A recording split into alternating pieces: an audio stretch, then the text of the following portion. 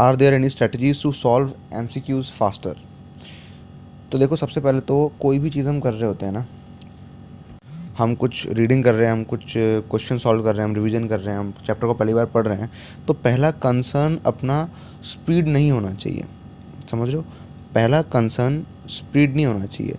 पहला कंसर्न होना चाहिए ये कि आपके सामने जो कुछ भी लिखा हुआ है, आपके सामने जो भी इन्फॉर्मेशन है, क्या आप उसको करेक्ट वे में इंटरप्रेट कर रहे हो। मैं नहीं कह रहा हूँ पहला कंसर्न ये कि सवाल सही होना चाहिए, मैं कह रहा हूँ कि पहला कंसर्न ये है कि सवाल पहले सही समझना चाहिए। अगर आपने सवाल को सही नहीं समझा तो इसका मतलब कोई चांस नहीं है कि आप उस सवाल का जवाब सही दे दो। और फास्टर तो पूछो मत, ठीक है। फास्टर हो सकता है लेकिन इनकरेक्ट हो जाएगा। समझ रहे हो? तो पहली प्रायोरिटी ये है कि हम क्वेश्चन को समझें, क्वेश्चन क्या है ये समझें, ठीक है। सबसे इंपॉर्टेंट ये है। और यहाँ पे ज़्यादातर लोग गलती कर देते हैं। जब एडवांस क्वेश्चन की बात आती है तो डेफिनेटली गलती कर देते हैं, लेकिन कई बार आसान आसान सवालों में भी गलती कर देते हैं, है ना। तो ये हमको नहीं करना। सबसे पहली प्रायोरिटी ये है कि जो चीज़ लिखी है सामने, उसमें कितना भी टाइम लगेगा उससे मतलब नहीं है। वो टाइम धीरे धीरे कम हो जाएगा, अपने आप कम हो जाएगा, लेकिन आपका कंसर्न ये होना चाहिए कि आप उस क्वेश्चन को सही रीड कर रहे हो। पहली चीज़ ये। दूसरी बात ये कि उसके अंदर आप सही कॉन्सेप्ट लगा रहे हो। दूसरी चीज़ ये कि उसके अंदर आप सही चीज़ लगा रहे हो, सही इन्फॉर्मेशन। ऐसा नहीं कि इस पर्टिकुलर चैप्टर के बारे में कुछ दे रखा है और आप किसी और चैप्टर का कोई कॉन्सेप्ट लगा रहे हो, या उसी चैप्टर के अंदर इस टॉपिक के बारे में दे रखा है लेकिन आप कुछ और लगा रहे हो। कई बार ऐसा होता है कि वर्क एनर्जी थ्योरम लगाना होता है और आप कोई NLM का कॉन्सेप्ट लगा रहे होते हो। कई बार ऐसा होता है।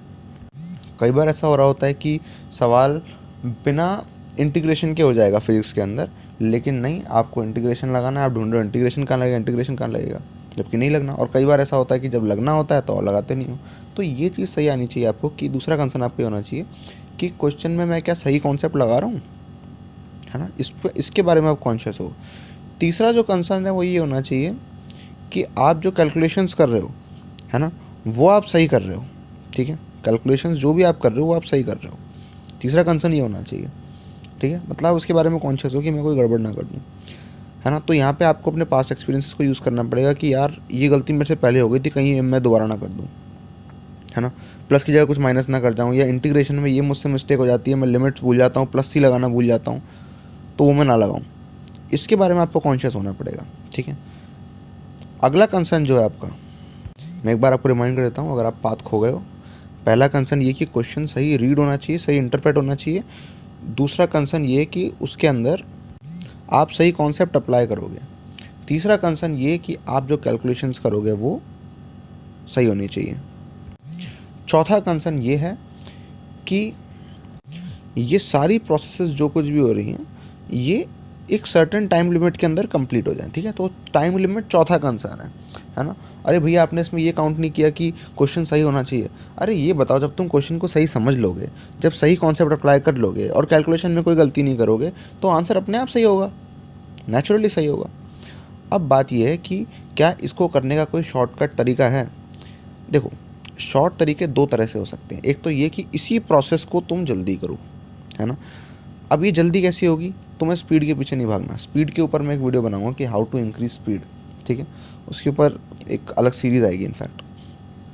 बट अभी के लिए ये ध्यान रखो कि तुम्हें इस पर फोकस करना है कि जो भी चीज़ तुम कर रहे हो वो फास्ट हो जाए, ठीक है।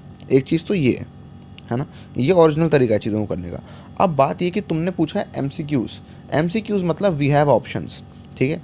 As we have options for the answers, we have options to do the question in multiple ways, ठीक है। हमारे पास क्वेश्चन को करने के भी मल्टीपल वेज है ना, मल्टीपल ऑप्शन है ना।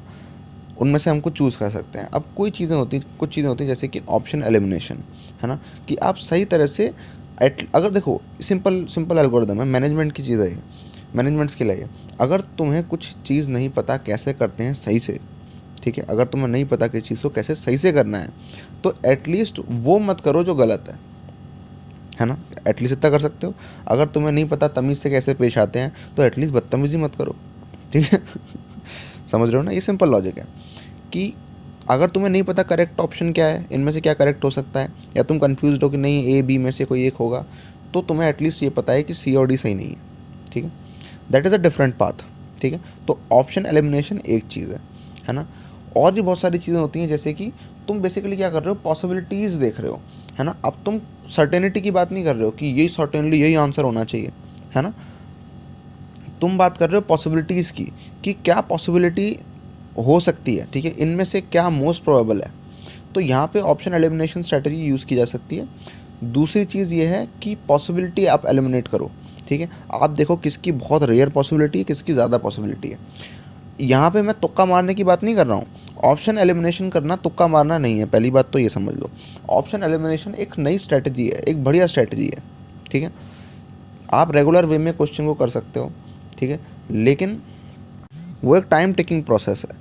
कोई दिक्कत नहीं थी, आप वैसे भी कर सकते थे, लेकिन आपका कंप्यूटर किसी और तरह से करके आगे बढ़ जाएगा तो फिर आप कंप्लेन नहीं करना, ठीक है। आपकी मर्ज़ी, आपको बहुत मज़ेदार, मतलब आपको बहुत मज़ेदार लगता है ये कि आप सही तरह से क्वेश्चन को सॉल्व करो, very good, well and good, आप करते रहो, लेकिन आपका कंप्यूटर वो सही आंसर लेके आ जाएगा आपसे पहले और वो आगे निकल जाएगा, ठीक है।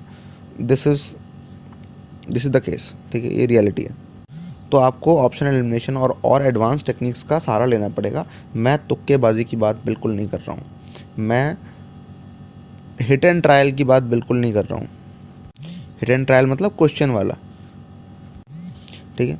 हिट एंड ट्रायल कई बार काम आ सकता है। क्वेश्चन वाला मतलब ये कि आप ऐसे कर रहे हो कि अच्छा ये हो सकता है, तो ए रख के देख लेते हैं, बी रख के देख लेते हैं, ये आप करते रहोगे, लेकिन कब तक। 4 ऑप्शन है, चारों को चेक करोगे क्या। ठीक है, इससे बेहतर होता है पॉसिबिलिटीज़ चेक करना कि किसकी प्रोबेबिलिटी कैसी है। अब ये एक वीडियो में तो सिखाया नहीं जा सकता, ठीक है, ये एक बड़ी प्रोसेस है, ठीक है। तो इसको हम और डिटेल में देख सकते हैं बाकी वीडियोस के अंदर, बट मैं बता रहा हूँ कि स्ट्रैटेजीज़, 2 स्ट्रैटेजीज़ हैं जो बहुत काम आती हैं, और कुछ स्ट्रैटेजीज़ हैं जो बिल्कुल काम नहीं आती हैं, बहुत रेयरली काम आती हैं। जैसे कि तुक्का मारना कभी काम नहीं आएगा, मत करो ये सब काम, मत करो ये सब काम।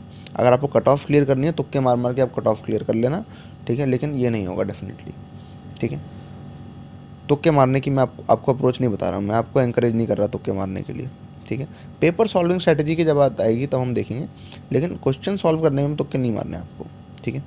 तो पहली चीज़ तो ये, तुक्के मारना कभी काम नहीं आता जब हम एक पर्टिकुलर क्वेश्चन की बात कर रहे होते हैं। दूसरी चीज़ ये कि हिट एंड ट्रायल जो है बहुत रेयरली काम आता है, जहाँ पे आप A B C D put करते हो। अगर आप पहले एलिमिनेट कर चुके हो सी और डी को, फिर आप ए और बी पुट कर रहे हो तो बात अलग है, that you can do. Option elimination आप कर सकते हो, आप इस तरह की अप्रोच अपना सकते हो कि क्या नहीं ऑप्शन हो सकता। आप ये नहीं देख रहे क्या हो सकता है, आप ये देख रहे हो क्या नहीं हो सकता, जो डेफिनेटली नहीं हो सकता उसको कट करो, है ना। तो ऑप्शन एलिमिनेशन का सहारा लेकर अगर आप गैस मेकिंग करते हो, दैट कैन बी गुड, ठीक है, that can bring good results, ठीक है। देखो मैं यहाँ पे मैं कोई मॉरल इंसान तो हूँ नहीं, मैं मॉरलिटी की बात नहीं करता कि क्या करना सही है क्या गलत है।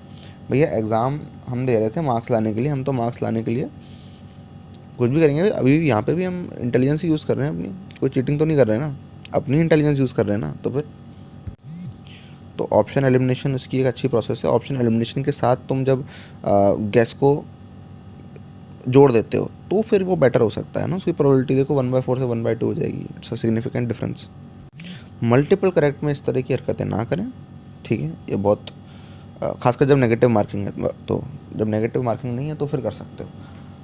फिर बात आती है प्रोबेबिलिटीज़। अब ये जो प्रोबेबिलिटीज़ वाली चीज़ है ना कि किस चीज़ की क्या क्या प्रोबेबिलिटी हो सकती है, ये आपको कैलकुलेट नहीं करनी। प्रोबेबिलिटी चैप्टर पे मत लग जाना कि आप कैलकुलेट कर रहे हो प्रोबेबिलिटी, नहीं, क्या क्या मोस्ट प्रोबेबल है, क्या क्या लीस्ट प्रोबेबल है, इस तरह से आप अगर काम करते हो, इसको बहुत ऑप्टिमाइज्ड वे में करते हो, तो ये मोस्ट कंस्ट्रक्टिव चीज़ हो सकती है।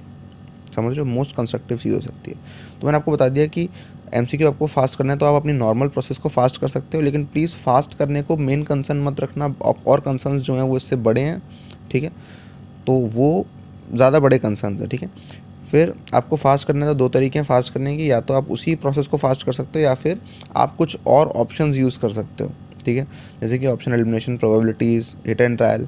फिर मैंने आपको बता दिया कि प्रोबेबिलिटीज़ को यूज़ करना, ये मैं बताऊंगा अलग वीडियोज़ में, क्योंकि काफ़ी डिटेल चीज़ है, ऐसे नहीं बता सकता मैं, अलग वीडियोज़ में बताऊँगा, करके बताऊँगा आपको सवाल थोड़े बहुत, कि आप इनफैक्ट जब तक के लिए आप पेपर सॉल्विंग वाली वीडियो देख सकते हो, जिसमें मैंने वीडियो पेपर सॉल्व किया था, है ना, लाइव। तो उसमें मैंने इस तरह की बहुत चीज़ें यूज़ करी थी, वो आप देख सकते हो, वहाँ से आप सीख लोगे चीज़ें कभी काफ़ी, है ना, जो कि वो सीधा अप्लाइड फॉर्म में आप देख रहे हो। तो सबसे इंपॉर्टेंट है क्या, प्रोबेबिलिटीज़ के हिसाब से खेलना, दूसरा ऑप्शन एलिमिनेशन, तीसरा हिट एंड ट्रायल। तो ये 3 चीज़ों को आप इस ऑर्डर में अप्लाई कर सकते हो। तो आई होप आपको ये सब चीज़ें समझ में आई होंगी, जितनी भी मैंने समझाई एटलीस्ट उतना। All the best.